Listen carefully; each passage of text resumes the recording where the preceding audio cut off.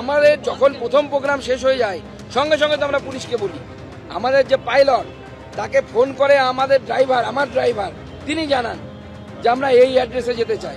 এমনকি ওখানে 1 ঘন্টা দাঁড়িয়ে থাকার অবস্থায় আমরা পুলিশকে বারবার অ্যাড্রেস দেখাই। তার ভিজুয়ালস আপনাদের কাছে আছে, আমার কাছেও আছে, যে আমি বলেছি এই অ্যাড্রেসে আমাকে পৌঁছে দিন, 186B Harish Mukherjee road.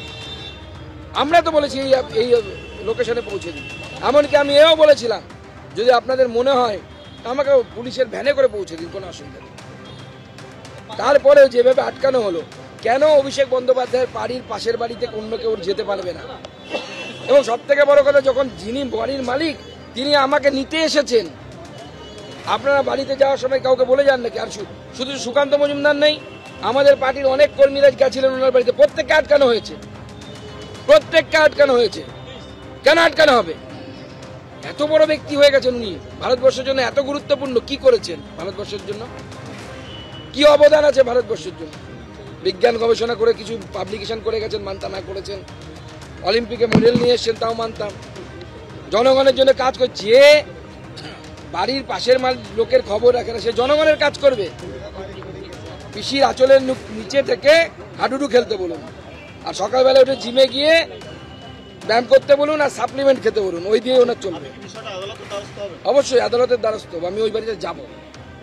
Police আপনাদেরকে বলেছে তো যে আগে থেকে জানালে পরে যেতে দেবে, আমি আগে থেকে জানাবো, দেখবে আবার যেতে দেবে। তারপরে প্রয়োজনে কোর্টে যাব, কোর্টে গিয়ে ওই বাড়িতে যাব, যে মা যার চোখের জল আজকে অভিষেক ব্যানার্জি এবং কলকাতা পুলিশ ফেলতে বাধ্য করেছে, সেই 86 বছর বয়স্কা মহিলা, যার পরিবার ভারতের জন্য স্বাধীনতা সংগ্রাম করা পরিবার। তৃণমূল কংগ্রেসের অভিষেক ব্যানার্জি পরিবারে কেউ স্বাধীনতা সংগ্রাম করেছে বলে আমার তো অন্ততপক্ষে জানা নেই। অন্ততপক্ষে সম্মানটা করতে জানো। 25 বছর একটি একটি বিদেশে এক কাজ করে আসা ডাক্তারবাবুকে এইভাবে তুলে না এনে না, তাকে আমন্ত্রণ করে গিয়ে নবান্নে গিয়ে মুখ্যমন্ত্রী শোনা উচিত যে স্বাস্থ্য ব্যবস্থাটা কিভাবে চলালে, কিভাবে চললে আমরা আগামী দিনে ভালো জায়গায় পৌঁছতে পারবো, সেইটা নেওয়া উচিত। প্রশ্নটা তো আপনি সঠিক করেছেন, কিন্তু ভুল জায়গায় করেছেন। মমতা বন্দ্যোপাধ্যায়কে করা উচিত। উনি কখনো বলছেন হাফ প্যান্ট মন্ত্রী, আমি তো হাফ প্যান্ট পরে থাকি না।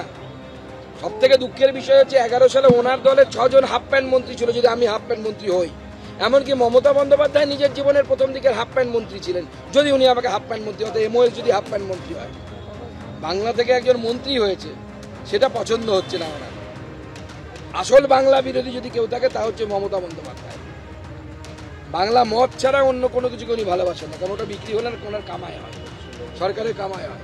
আর আজকে পশ্চিমবঙ্গ দিবসকে যেভাবে উনি পালন করতে বাধা দিলেন, পশ্চিমবঙ্গ দিবসের দিন পশ্চিমবঙ্গের একজন যশস্বী ডাক্তারকে কলার ধরে ওনার পুলিশ মেরেছে, ওনাকে, ওনার কাছে শুনুন, মেরেছে ওনার পুলিশ, মেরে যেভাবে অত্যাচার করা হলো এবং পশ্চিমবঙ্গ তৈরির ইতিহাসকে যেভাবে ভুলে দেওয়ার চেষ্টা করা হচ্ছে মমতা বন্দ্যোপাধ্যায়ের তরফ থেকে। সময় আসছে, জনতা প্রত্যেকটার হিসেব নেবে। আর সেই দিন আসছে যেদিন অভিষেক বন্দ্যোপাধ্যায়ের বাড়ির সামনে হাজার হাজার মানুষ দাঁড়িয়ে থেকে বলবে তুমি ওই বাড়ি থেকে বেরো, ওটা জনগণের বাড়ি, জনগণের দখল।